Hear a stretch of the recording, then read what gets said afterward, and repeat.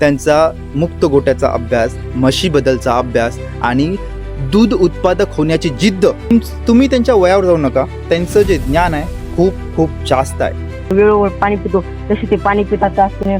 जेव्हा त्याला चारा खायचे तेव्हा चारा खातात. आता आणि ते ॲग्रेसिव्ह खूप असतात. तुम्ही हे डेमो बनवलेलं आहे. पालच्या म्हशीपासून सुरुवात करा. पुण्याला जाय काही 10-20 हजाराची नोकरी लागते. बाहेर देशात ते येऊन आपल्यावर हुकूम चालवायले हे आपल्याला जमणार. पंखा जवळ येतो त्या झाडाला जाऊन आपण आपल्या महाराष्ट्रामध्ये वंश तयार कोणाचे आहे नको येणं धोरण लोड होतात होतात. नंतर तेच म्हणू लागले अरे चांगले. नमस्कार, माझं नाव आहे महेश. गेले 2 वर्ष झालं दूधधंदा करतोय, सोबत व्हिडिओ पण करत आहेत, जेणेकरून जेवढं मी शिकलोय तेवढं तुमच्यापर्यंत पोहोचायला पाहिजे. जे काही समस्या आल्या, जे काही अडथळे आले, त्याच्याहून तुम्हाला आणि मला काहीतरी शिकता आलं पाहिजे. मी जो दूधधंदा करतोय तो बंदिस्त गोटा आहे, परंतु मला 2027 मध्ये मुक्त गोट्यामध्ये पदार्पण करायचं आहे. त्या अगोदर मला मुक्त गोट्याच्या पूर्ण इन्फॉर्मेशन पाहिजे होतं. या संदर्भामध्ये मी गेल्या महिन्यामध्ये व्हिडिओ केला होता. जर का माझ्या एरियामध्ये नांदेडमध्ये जवळपास कोणाजवळ मुक्त गोटा असेल तर मला कॉन्टॅक्ट करा. मी तिथं व्हिजिट करेल. मुक्त गोटा कसा चालतो, त्याच्यामध्ये कोणत्या चुका होतात, कोणता फायदा आहे, हे मला जाणून घ्यायचं होतं. तर मला माझा फॉलोवर नागेश त्यांनी मला गेल्या महिन्यामध्ये कॉन्टॅक्ट केला होता की दादा माझ्याजवळ मुक्त गोटा आहे. तेवढा मोठा नाही मुक्त गोटा, 2-3 गाई 1-2 म्हशी आहेत. तुला जर का बघायचं असेल तर येऊन बघू शकतोस. मला वेळ नव्हता, परंतु गेल्या रविवारी मला सुट्टी असल्यामुळे मी जाऊन आलो. गेल्यानंतर नागेश त्याच्यासोबत मी फोनवर बोललो होतो. तो येता 7वीमध्ये. गेल्यानंतर मला वाटलं की हे छोटंसं बालक, याला काय माहीत असेल. त्यानंतर त्याचा मोठा भाऊ आला धनराज, तो येता 9वीमध्ये. परंतु जेव्हा त्याच्यासोबत बोलल्यानंतर मला कळालं की त्यांचा मुक्त गोट्याचा अभ्यास, म्हशीबद्दलचा अभ्यास आणि दूध उत्पादक होण्याची जिद्द एवढी जास्त आहे. मान्य करतो त्यांचं वय छोटं आहे, पण त्याची जी स्वप्न बघायची जिद्द आहे ती खूप मोठी आहे. आणि ही जिद्द एक दिवस त्याला सक्सेसफुल बनवेलच. माझा व्हिडिओ झाल्यानंतर तो व्हिडिओ चालेल. त्याच्यामध्ये मी आणि त्याचं संभाषण आहे. वाऱ्याचा आवाज वगैरे आहे, त्यामुळे प्रॉपर संभाषण झालं नाही.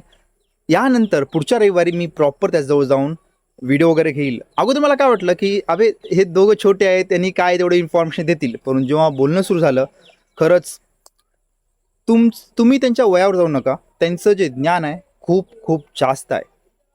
आणि ते गोटा तेवढा पण जेवढं मी अपेक्षा केला होता तेवढा चांगला नाही. पाऊस पडल्यामुळे चिखल वगैरे झाला होता, मान्य करतो. आणि खूप छोटा गोटा आहे, परंतु त्याचं जे नियोजन आहे, हळूहळू बिल्डअप करायचं त्याची प्लॅनिंग आहे. ती प्लॅनिंग ऐकून मी स्तब्ध झालो.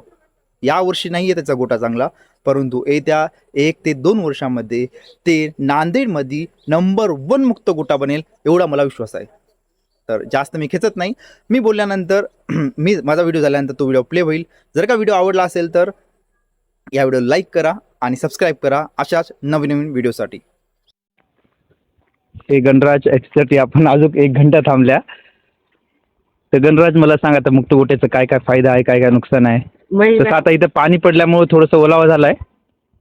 मुक्त गोट्याचे फायदे, मुक्त गोट्याच्या याच्यामध्ये राहून आहे ना ढोर तंदुरुस्त राहतात. वर त्यांना काय म्हणतात असे मन मोकळेपणा राहतात. आपण जसं वेळोवेळी पाणी पितो तसे ते पाणी पितात असते. जेव्हा त्याला चारा खायचे तेव्हा चारा खातात. आता मी शाळेत जाताना येणार एक बार दावण भरून जातो. मग 12 वाजता लगेच इंटरव्ह्यू होते. इंटरव्ह्यू झाल्या ना मी इथं येतो. मग चारा संपला की मग चारा टाकून जातो. मग 2:30 आलं मग यायला आहे ना तसंच मध्ये स्पर्धा 4 वाजले की यायला असं मध्ये घेतलं की काय म्हणतात दूध काढले की मग लगेच सोडून देतात. आणि इथं असं आता चिखल झाल्यामुळं मस्टडीज रोग वगैरे होत नाहीत का? म्हणजे थंडीला रोग वगैरे कसं होत नाही?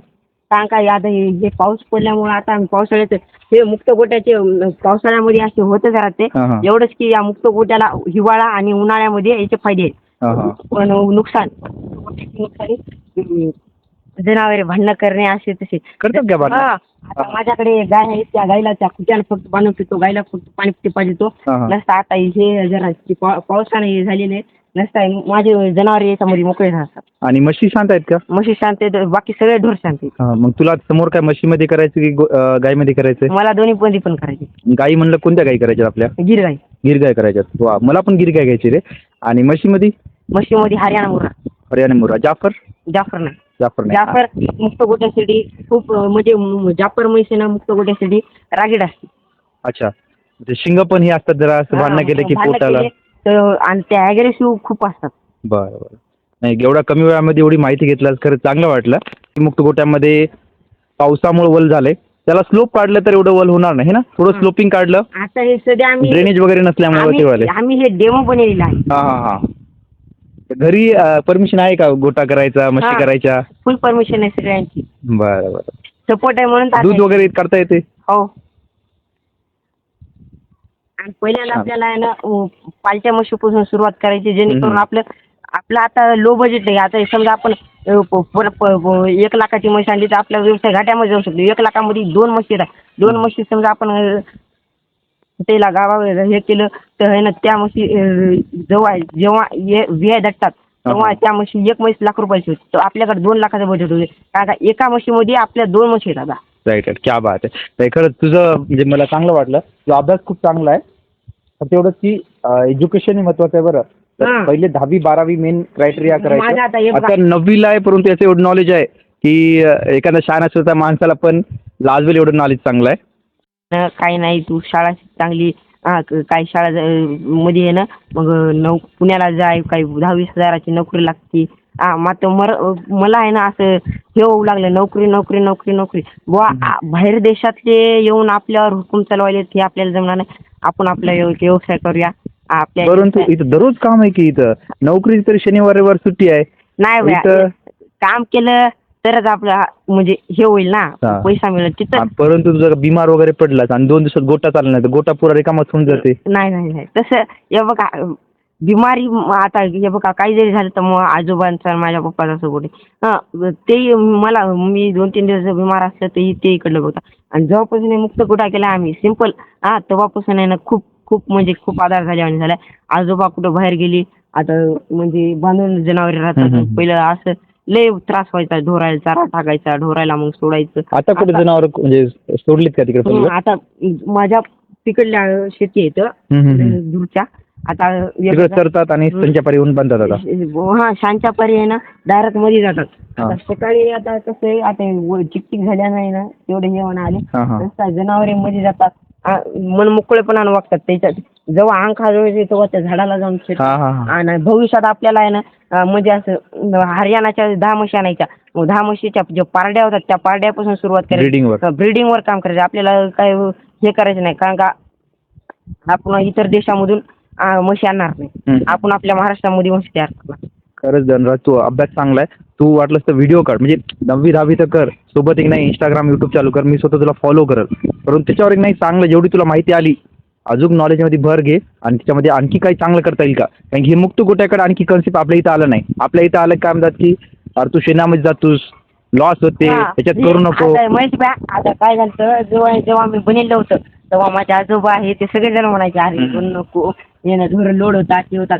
नंतर तेच म्हणू लागले अरे चांगली गिडी. आता याला 3 महिने झाले, उन्हाळ्यामध्ये बनवलं 3 महिने झाले. कसं बनवलं आपण सुद्धा, म्हणजे असं बनलं ते स्वतः मी माझे बघा किती कमीत कमी पैशामध्ये पत्र हे कमीत कमी हे बघा करते 100 रुपये. वाऱ्यामुळे आवाज येत नसेल, 1 मिनिट.